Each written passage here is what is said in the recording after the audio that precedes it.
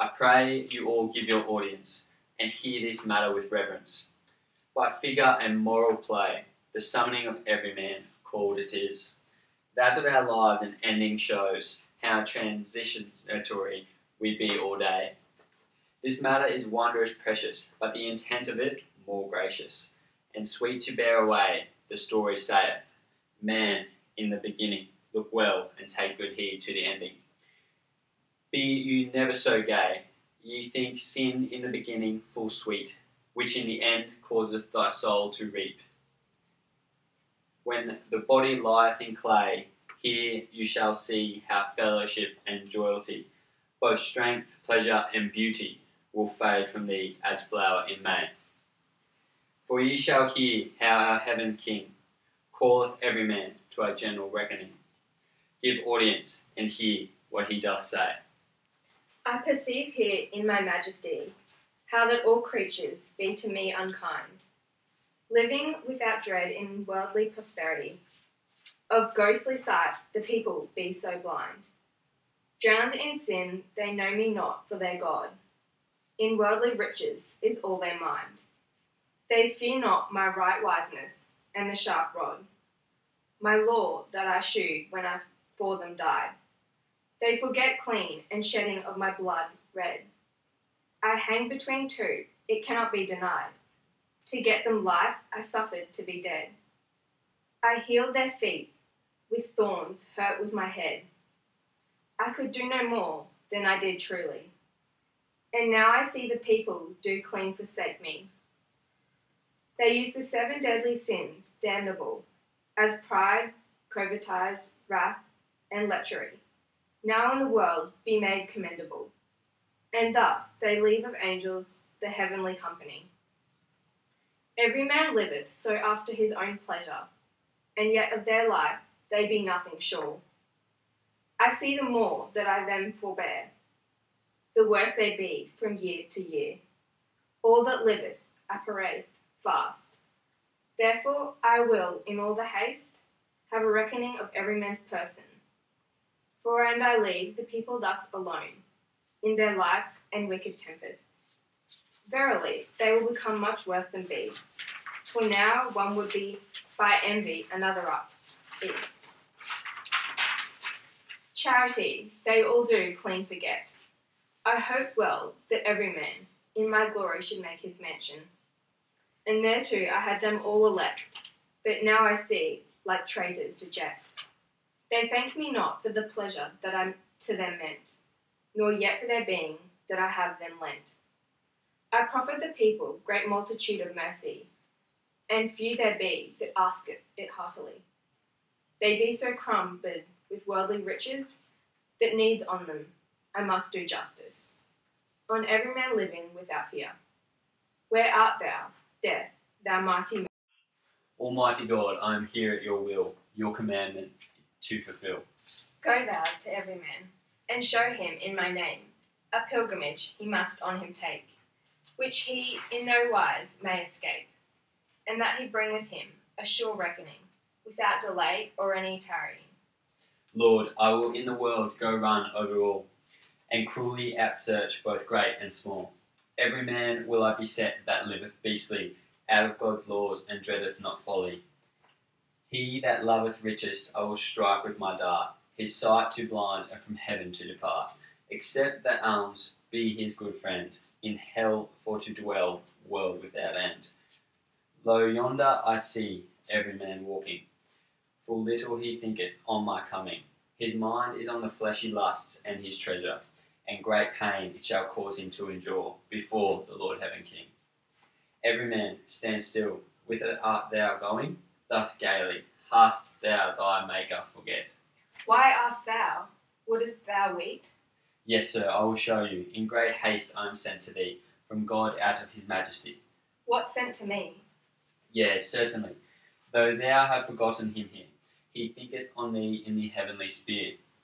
As or we depart, thou shalt not know. What desireth God of me? That shall I show thee, a reckoning he will needs have, without any longer respite. To give a reckoning longer leisure I crave, this blind matter troubleth my wit. On thee thou must take a long journey. Therefore thy book of count with thee thou bring.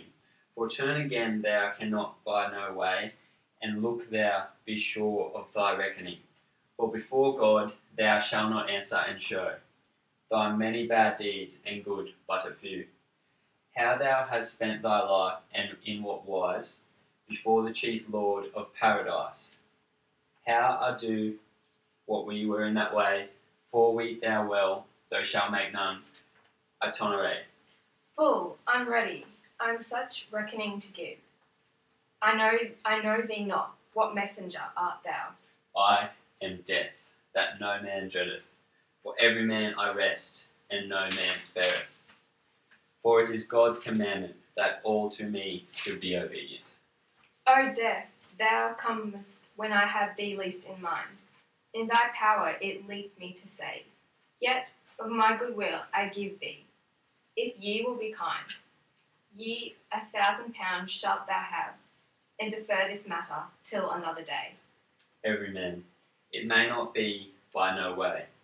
I set not by gold, silver, nor riches, ne by pope, emperor, king, duke, ne princes. For and I would receive gifts great, all the world I might get. But my custom is clean contrary. I give thee no respite, come hence and not tarry. Alas, shall I have no longer respite? I may say death giveth no warning. To think on thee, it maketh my heart sick. For all unready is my book of reckoning. But 12 year, and I might have abiding, my counting book I would make so clear, that my reckoning I should not need to fear. Wherefore, death, I pray thee, for God's mercy, spare me till I be provided of remedy.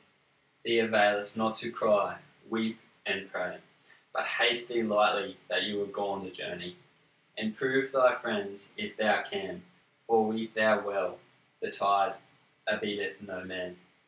And in the world each living creature, for Adam's sin, must die of nature. Death, if I should this pilgrimage take, and my reckoning surely make, show me, for Saint Charity, should I not come again shortly? No, every man, that and thou be once there, thou mayest never come here. Trust me verily. O gracious God, in the high seat celestial, have mercy on me in this most need. Shall I have no company from this veiled terrestrial of mine acquaintance that weigh me to leave? Yea, if any be so hardy, that would go with thee and bear thee company. Hie thee that you were gone to God's magnificence. Thy reckoning to give before his presence, what weenest thou thy life is given thee, and thy worldly goods also. I had when so, verily. Nay, nay, it was but lent thee. For as soon as thou art go, another a while shall have it, and then go therefore.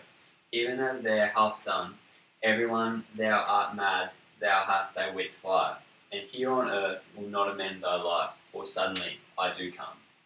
O wretched caitiff, whither shall I flee, that I might escape this endless sorrow?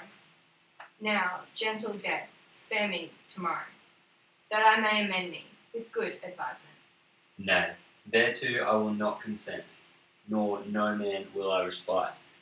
But to the heart suddenly I shall smite, without any advisement. And now out of thy sight I will me here. See thou make thee ready shortly, for thou mayest say this is the day, that no man living may escape away. Alas, I may well weep with sighs deep. Now have I no manner of company, to help me in my journey and me to keep. And also my writing is full unready. How shall I do now for to excuse me?